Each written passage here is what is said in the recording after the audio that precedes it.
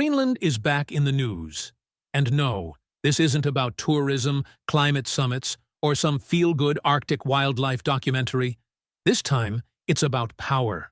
Raw, strategic, almost terrifying geopolitical power. And most people have absolutely no idea what's actually happening up there, or why it matters so much to the entire world. By the end of this video, you will never look at Greenland the same way again. And here's the part nobody talks about. The real reason Greenland keeps showing up in headlines has been building for decades. The question is why it's all coming to a head right now. Let's start with the obvious problem. When most people hear Greenland, they picture a frozen wasteland, maybe some polar bears, maybe a Viking ruin half buried in snow. That image is not just wrong. It's dangerously outdated. Because the Greenland that exists today is at the center of a tug-of-war involving some of the world's most powerful nations, and the stakes could reshape global trade, military positioning, and access to resources worth trillions of dollars. And in a moment, you'll see exactly why now, of all times, is when this contest is accelerating. First, you need to understand what Greenland actually is, because the map you grew up with lied to you. Under most standard map projections, the kind hanging in classrooms around the world, Greenland appears roughly the same size as Africa. That's not a small exaggeration. Africa is about 14 times larger. The distortion is a side effect of how cartographers flatten a sphere into a rectangle. And for centuries, it made Greenland look like a continental giant when it's actually a very large island. But here's the twist. Even though maps inflated its physical appearance, they dramatically underestimated its strategic value. The real Greenland is more important than it ever looked on paper. And that's exactly what the world is finally waking up to. Greenland sits at one of the most critical geographic intersections on the planet. It sits between the North Atlantic and the Arctic Ocean, flanked by Canada to the west and Iceland and Europe to the east. Any nation that controls or has privileged access to Greenland controls a natural choke point for naval movement, undersea communications cables, early warning radar systems, and increasingly, the fastest shipping routes between North America and Europe as Arctic sea ice continues to retreat. That's not speculation. Researchers and defense analysts have documented Greenland's position as one of the most strategically valuable landmasses in the Northern Hemisphere. And in a moment, you'll understand why that description is not an overstatement. Now here's where it gets genuinely wild. Greenland is technically an autonomous territory within the Kingdom of Denmark. It has its own parliament, its own government, its own language, and considerable self-governing authority. But Denmark retains control over foreign affairs and defense. That arrangement has worked quietly for decades, until it stopped working quietly.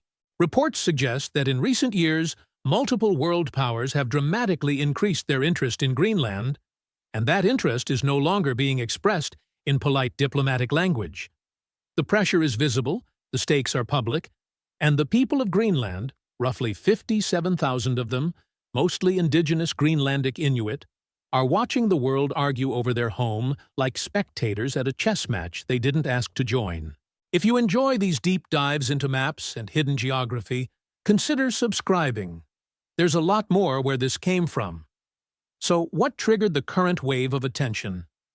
Part of the answer is the ice, or more precisely, the fact that there's less of it.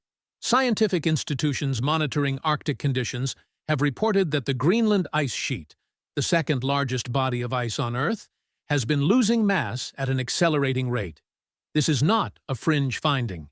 It's one of the most widely documented environmental shifts of the past 50 years. And as the ice retreats, two things happen simultaneously. Sea levels rise around the world. That part gets a lot of coverage. But the part that gets much less attention is what the melting reveals underneath. Mineral deposits, oil and gas reserves, and rare earth elements that were simply inaccessible before. Some geological surveys estimate that Greenland's subsurface contains significant quantities of the very minerals that modern technology depends on. Elements used in electric vehicle batteries, smartphones, military hardware, and renewable energy systems.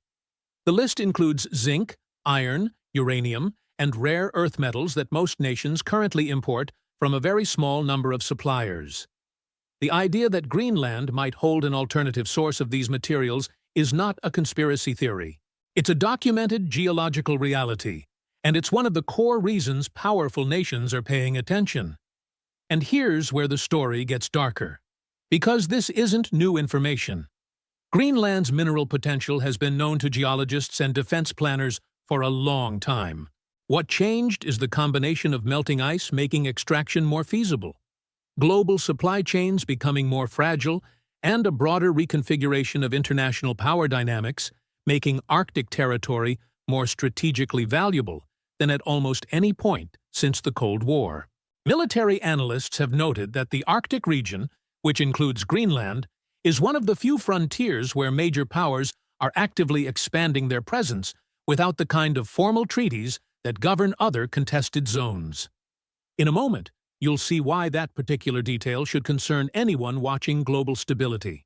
The United States has had a significant military presence in Greenland since World War II. Thule Air Base, now formally known by a different name after a renaming process that acknowledged indigenous geography, sits in the northwestern corner of the island and has historically served as a key installation for early warning systems, satellite tracking, and Arctic logistics. Its existence is not a secret. What's less well understood is how central it remains to American strategic planning, and how much the question of Greenland's political future affects that calculus. Multiple reports have suggested that American interest in securing long-term access to Greenland, or in deeper integration arrangements, has intensified in recent years, raising questions about sovereignty, self-determination, and what exactly access would mean in practice. The people of Greenland have made clear through their elected representatives that they are not a territory to be purchased or absorbed. Their voice in this conversation is frequently underreported, which is itself a problem worth naming. Here's the part that most maps and most news segments completely miss. Greenland's indigenous Greenlandic population, the Kalaallit and related Inuit communities, have lived on this land for thousands of years. The debate about Greenland's geopolitical future is ultimately a debate about their future, their land, their resources, their autonomy. Many Greenlanders do want independence from Denmark, but independence on their own terms, at their own pace, driven by their own economic and cultural priorities. That aspiration is legitimate, documented, and widely expressed by Greenlandic political leaders. What complicates it is that achieving full independence requires economic self-sufficiency, which Greenland currently lacks. It receives a substantial annual subsidy from Denmark. The development of mineral resources could theoretically change that equation. But who controls that development, under what terms, and with what environmental safeguards? Those questions remain fiercely contested and deeply unresolved. Now, here's the plot twist nobody tells you. The scramble for Greenland isn't just a story about one nation wanting what another nation has. It's a story about a changing Arctic fundamentally rewriting the rules of geography. For most of human history, the Arctic was a barrier, an almost impassable zone of ice that separated the major trading and military theaters of the world. That barrier is dissolving, not metaphorically, literally. And as it dissolves, new shipping lanes are opening that could cut transit times between major ports by thousands of kilometers. New fishing grounds are becoming accessible, new drilling sites, new military positions. The entire strategic logic of the Northern Hemisphere is shifting, and Greenland sits at the exact center of that shift. Russia has significantly expanded its Arctic military infrastructure over the past decade and a half, reopening Soviet-era bases and establishing new ones. China has formally declared itself a near-Arctic state, a description that geographers might dispute, but that signals clear strategic intent. And multiple European nations are reassessing their own Arctic postures with a seriousness that would have seemed unnecessary 20 years ago. Greenland, in this context, isn't just an island. It's a pivot point. What does this mean for the 57,000 people who actually live there? Life in Greenland is genuinely hard in ways that the geopolitical conversation tends to overlook. Infrastructure is sparse. Many settlements are only accessible by boat or small aircraft. The capital, Nuuk, is a modern city with real urban amenities, but outside of it, communities face challenges that mirror those of remote Arctic settlements everywhere. Limited healthcare access, high costs for basic goods, and economies that have historically depended on fishing and hunting. The possibility of resource development carries genuine appeal for people who want better economic conditions. It also carries genuine fear. Fear of environmental damage to ecosystems that communities depend on, fear of outside control, and fear that the benefits of development will flow outward rather than staying within Greenland itself. Those concerns are not abstract. They reflect hard lessons from colonial history that Greenland has already lived through. The myth that keeps getting repeated in mainstream coverage is that Greenland's return to headlines is simply about one leader making a bold or unusual statement about acquisition. That framing, while attention-grabbing, actually obscures the deeper story. Greenland has been trending toward greater global significance for decades.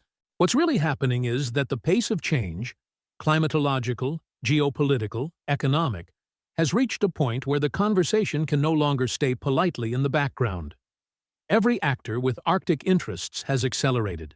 Every calculation has sharpened.